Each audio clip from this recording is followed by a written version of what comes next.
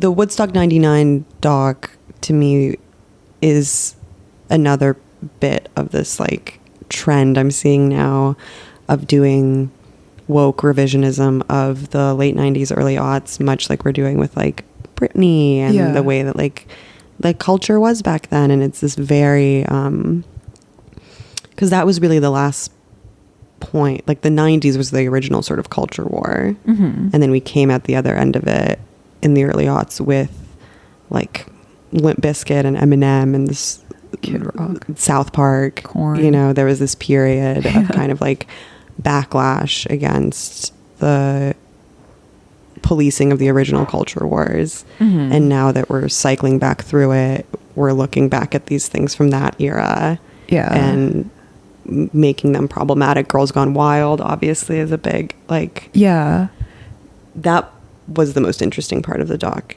to me. Say more. I mean, also those girls who like showed up in droves topless, like they seemed to be having fun and they wanted to do it. It's not like they were coerced or anything. No, they seemed like they really loved having their tits out. But then that contributed, I think, to a climate of widespread like groping and Rapiness? Sexual assault in the extreme. No because shit. it was but that's very in line with the Bacchanalian vibe, and in a way Woodstock 99 sort of is the logical conclusion of the free love espoused in the original Woodstock. Yes, that's brilliant. That's well said. It's sort of like taken to its problematic extreme because free love was already incredibly fraught and not so great for chicks. And totally nostalgized. Exactly. Like seen through rose-colored glasses. We were told, like, seriously, I mean, I say this again, like, I'm really not a contrarian or a provocateur or an edgelord. I don't get off on making people angry or upsetting them. What I really want in my heart of hearts is to get people to zoom out and think, and that even if they disagree with me in the end, they will come away with like a new purchase, a new lease on things. And it's like all these things that we take for granted as being good, feminism, birth control, SSRIs, like I'm serious. I'm not saying that they are uniformly bad, but they're not uniformly good. They have wreaked a lot of havoc in their wake, in addition to legitimately helping people. Totally. And like the logical conclusion of something like free love, which, you know, went hand in hand with like feminism, getting women into the labor force, was on some level the sexual and economic disenfranchisement of women, which was like the original theme of our podcast. Totally. So you're right that like it's all fun and games. You get to take your tits out until a frat boy like rapes you in a puddle. Like by the porta potties with like a Corona bottle. I mean, it's very I totally believe that a bunch of horrible rapes went down. There was one that allegedly happened like right off of the stage while like an act was playing. I think it was Korn, and people watching, nobody did anything. But like, I mean, no shit. Of course that's gonna happen when you put a bunch of like sweaty, horny college kids together. Thousands and thousands. Right. And them being white is pretty arbitrary.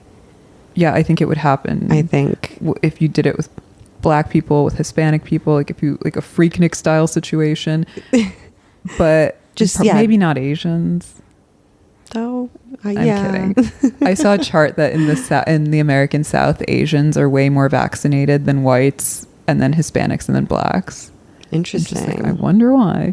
But no, I think the race makeup is arbitrary. I think it would happen with any population. Right. And the kind of the tidiness with which the documentary tries to craft the narrative of like the whiteness and the moment in the culture with like the rise of like angry white extreme music. That was sort of, there's this really annoying part where like Moby's talking about how like, oh, I hate that limp-wristed fag. He's so annoying. He's the worst. And in new metal, it was just a racism and homophobia. Yeah. Just so like shuddered. And by the way, Moby, I lived in LA when he was around, and Yeah. he's definitely like, Have you ever matched on Raya? no, he hit on me at Jeffrey Deitch's house once. Nice. And he was always, yeah, kind of like hornily around. Yeah.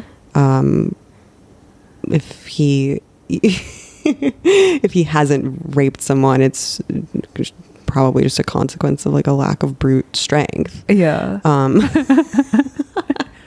He weighs like 120 pounds. Yeah, he's vegan. Yeah. His vegan neck tattoo. No, but he was trying to make this case that like in grunge, like in the grunge era, like Kurt Cobain, you know, wore a dress and things were truly progressive, and then Kurt Cobain died and things were bad, and then the homophobia, and then the racism, and then Fred Durst was a monster, and he like encouraged this atmosphere. Well, yeah, and it's funny. It's like he referred to like Kurt Cobain and Michael Stipe's enlightened progressive values. Yeah. Which like and he said they were progressive, not aggressive. It's like the progressiveness got you to the aggressiveness. Mm-hmm. It's like a time is a fat circle. That's what led to these feelings of like anger and frustration.